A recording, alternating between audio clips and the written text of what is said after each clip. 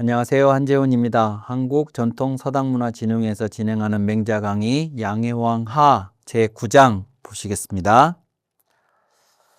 자, 9장입니다. 맹자 견 제선왕왈. 맹자가 제선왕을 뵙고 말했습니다.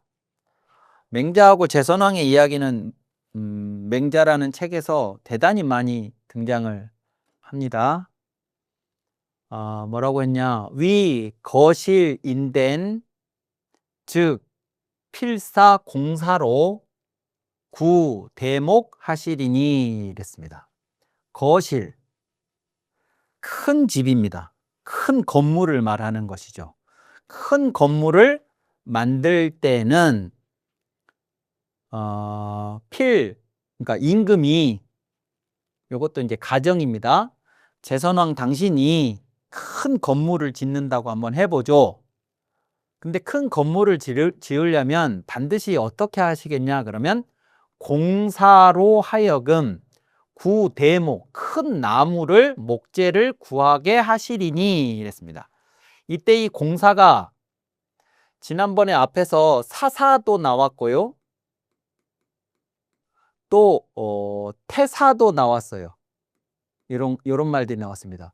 요 사사는, 요 사가 죄인들을 잡아다가 그 사람들을 이제 뭐 이렇게 범죄 사실을 규명을 하고 그 다음에 심판하고 처벌하고 하는 일을 담당하는 부서라고 그랬습니다. 그 부서의 장관을 사사라고 한다고 그랬어요. 그러면서 제가 요즘으로 하자면 검찰총장 비슷한 거라고 제가 말씀을 드렸었는데, 그 부서의 장관을 요 사자를 써서 사사 이러고, 태사는 음악을 주관하는 부서의 장관을 태사라고 부른다고 했죠.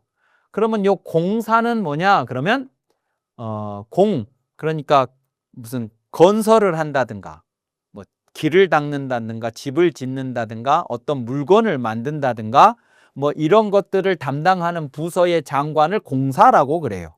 요즘으로 하자면 이제 건설부 장관 같은 것이 되겠죠. 그래서 이제 나라에서 큰 건물을 하나 지으려면 반드시 그 부처의 장관으로 하여금 큰 나무, 목재들을, 뭐 기둥, 들보 뭐 이런 것들을 이제 세워야 되니까 큰 나무를 구하게 그렇게 하시리니 그랬죠. 이게 없으면 큰 건물을 지을 수가 없으니까. 그렇게 해서 명을 받은 공사가, 공사 득 대목하면, 공사가 큰 나무를 얻어왔어요. 이제 어디서 구해왔습니다. 얻으면 즉 왕이 희하사, 왕이 기뻐하시면서 이위는 말하다, 생각하다, 느끼다 뭐 그런 거죠. 능승기임이라, 능히 그 책임을, 그 소임을 능히 이겼다. 이겼다라는 건 감당했다, 수행했다 이런 뜻이죠. 담당했다 이런 거죠. 그러니까 저 공사가 큰 나무를 구해오라고 명을 받고 큰 나무를 구해서 얻었으면 임금은 기뻐하면서 네가 네 책임을 다 잘했다라고 그렇게 말씀을 하실 거다 그 말입니다. 이제 그러면 이 나무를 가지고 큰 건물을 지으면 되겠다 싶어서 그렇게 해서 이제 큰 나무를 얻어온 공사를 치하를 하고, 그리고 나서 이제 실제 이제 작업에 들어가요. 작업에 들어가는데 요 사사 밑에 있는 사람들이 사들이었다 그랬잖아요. 사들이었는데 그러면 요 공사 밑에도 실제로 이제 일을 뭐 건설을 한다든가 도로를 닦는다든가 뭐 이런 걸 하려면 일을 실제로 이제 집행하는 밑에 사람들이 있을 텐데 그 사람들이 장인들이에요. 장인. 요 공자도 장인 공자고 요것도 장인이라는 장자고, 그래서 이 장인들이, 즉 이제 요 사람들이 뭐냐면 목수들이 되는 거죠. 목수들. 건물을 짓는 목수들이 어떻게 했냐? 이 큰 나무를 이걸로 이제 저 거실에 기둥이고 들보고 이런 걸 만들어야 되는데, 기둥이 있고 들보가 있고 요것이 이제 세로축, 가로축 집을 지탱하는 축들이 있고 이제 석가래 같은 것들이 있습니다. 지붕을 이렇게 지붕을 얹으면 지붕을 버티는 그런 석가래들도 있는데 그것도 나무들로 하는 건데, 이 석가래는 기둥이나 들보보다는 작은 나무들, 가는 나무들로 이제 해요. 그런데 만약에 이 목수들이 이 기둥이나 들보에 써야 할 이 큰 나무 대목을 쪼개서 작게 만들어 버렸어요. 석가래쯤 되는 용도로. 그러니까 큰 나무들을 이렇게 큰 나무를 막 쪼개가지고 작은 석가래용으로 만들어 버렸다고요. 기껏 큰 나무를 구해왔더니. 그러면 어떻게 하냐? 왕이 노하셔서 이위 불승기, 그 책임을 이기지 못했다. 그러니까 요 장인들이 자기들에게 주어진 목재를 가지고 자기들에게 주어진 그 일의 결과물, 큰 건물을 만드는, 거기에 필요한 기둥과 들보 같은 것들로 만들었어야 되는데, 기둥과 들보로 써야 할 이것을 석가래로 예를 들면 이제 만들어 버렸으니까 그 책임을 다하지 못했다고, 이기지 못했다고 그렇게 생각을 하면서 노하셨을 거라는 겁니다. 너무나 당연한 이야기죠. 근데 지금 이런 얘기를 했는데 맹자가 지금 제사롱한테 왜 이런 얘기를 하느냐? 그러면 맹자가 임금이 되었든 누가 되었든 간에 그 사람을 설득을 시킬 때 비슷한 사례로 예를 들어서 상대방이 그것에 대해서 동의하게 만들어 놓고, 그리고 그것에 동의한 다음에 정작 이제 맹자 자신이 말하고자 하는 내용을 뒤에 얘기해요. 그러면 이제 앞에 얘기에 대해서 이미 동의를 해버렸기 때문에 뒤에 얘기는 동의 안 할 수가 없도록 하는 방법을 취하거든요. 자, 그러면 이제 이렇게 누구라도 다 동의할 수 있는 이 이야기를 제선홍한테 말을 하면서 무슨 얘기를 하고 싶은 것이냐? 그러면 이런 거예요. 요게 이제 목적입니다. 큰 건물을 짓는 것이. 그래서 큰 건물을 지으려면 필요한 것이 큰 나무였어요. 그 큰 나무를 망쳐버렸죠. 쪼개가지고 깎아서 작게 만들어 버렸어요. 그랬더니 정작 그것을 맡겼던 주인은, 여기서는 왕이죠. 왕은 노여워했습니다. 책임을 다하지 못했다고. 그럴 적에 이 깎아서 만든 사람이 이제 장인, 일반 목수들이었어요. 근데 요 얘기를 지금 방금 전에 했는데, 이 얘기를 왜 했느냐? 그러면 요 얘기를 하려고 그런 거예요. 요 얘기를. 자, 국가라는 거를 잘 다스리는 게 목적이에요. 그래서 국가를 잘 다스리려면 뭐가 필요하냐? 인재가 필요해요. 큰 나무 목재가 필요했던 것처럼 이 인재, 들보와 기둥이 될, 그래서 인재를 동량이라고 말을 합니다. 실제 국가의 동량이라고, 기둥동 들보 양자를 써서 동량이라고 하죠. 자, 그래서 이제 훌륭한 인재들을 이제 데리고 왔다고 치면, 그 인재들을 그러면 들보와 기둥으로 써야 되는데 석가래가 될 만큼 깎아서 작게 만들어 버리면 왕이 노여워했던 것처럼 이 인재들을 크게 써야 되는데, 임금이, 제선왕이 이 인재들을 정작 뽑아놓고 어떻게 하냐? 그러면 네가 배운 건 놔두고 내가 시키는 대로 따르라 라고 한다는 거예요.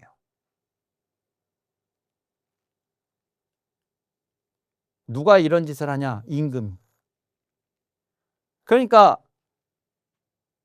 내 신하가 됐으면 내가 시키는 대로 하라. 내가 시키는 것만 하면 돼, 너는. 이런 식으로 큰 목재를 작은 목재로 깎아버리듯이 큰 인재들을 형편없는 사람들로 사용을 한다는 거예요. 그러면 이렇게 만들었을 때 왕이 노여워, 이 집의 주인인 왕이 노여워한 것처럼 이 세상의 주인인 하늘은 왕에게 어떤 반응을 보일까요? 이 얘기를 하고 싶은 거예요, 맹자는. 자, 그래서 이런 얘기를 합니다. 이제 그 정작 인재를 데려다 놓고 작게 쓰는 왕의 모습을 맹자가 이렇게 얘기합니다. 부인이, 어떤 사람이, 유의학지는, 어려서부터 그것에 어떤 것을 배우는 것은 뭐 그 분야가 어떤 분야든 상관없이 어떤 사람이 어려서부터 뭘 열심히 배워요. 그 배우는 이유는 뭐냐면 장이 욕행지연을 장성해서, 즉 어른이 된 다음에 그 어려서부터 배웠던 것을 행하고 싶어서입니다. 행하고 싶어서. 즉 그 분야의 최고가 되어서 그 분야에서 내가 배운 것을 마음껏 펼치고 싶어서 어려서부터 열심히 뭔가를 배우는 거라는 거예요, 사람이. 나라를 다스리는 것도 일종의 기술이라면 뭐 도자기를 굽는 것도 그렇고 뭐 서예를 하는 것도 그렇고 모든 분야가 다 어려서부터 그 분야에 열심히 공부를 해서 나중에 어른이 된다면 그 분야의 최고 전문가가 되어서 그 분야의 쓰임을 받고 싶어서 어려서부터 배우는 거라는 거예요. 그러면 나라를 다스리는 것도 마찬가지일 거고 나라를 다스리는 데 있어서도 전문가가 있을 수 있을 텐데 왕이 뭐라고 하느냐면 고사여소학하고 네가 배운 바는 일단 놔두고 이렇게 해석을 할 수 있어요. 이 고사가 일단, 우선, 이 고자가 일단 또는 우선 또는 잠시 뭐 이런 의미입니다. 요게 버릴사, 놓을사니까 네가, 요건 2인칭 너예요. 네가 배운 바는 일단 놔두고 이 종아라, 나를 따르라. 나를 따르라는 건 내가 시키는 대로 해라 라고 왕이 말씀을 하신다면 즉 하여하니고. 그러면 어떻겠습니까? 요 말이 그러니까 앞에 말에 이어지는 말이에요. 큰 집을 짓겠다고 큰 나무를 가져오라고 해서 가져왔더니 장인들이 깎아서 작게 만들어 버리면 왕이 노를 하실 텐데, 만약에 어떤 사람이 배웠는데 어려서부터 배워서 그것을 장성해서 행하고 싶어서 배웠는데 임금이 네가 배운 건 놔두고 내가 시키는 대라고 하라고 하면 그게 어떻게 되겠습니까? 그런 거죠. 그러면서 다시 예를 하나 또 듭니다. 금유 박옥여차 임된, 이제 어차, 여기에 어차에 박옥이 있다고 해보죠 라고 예를 들었어요. 요 박옥은 뭐냐면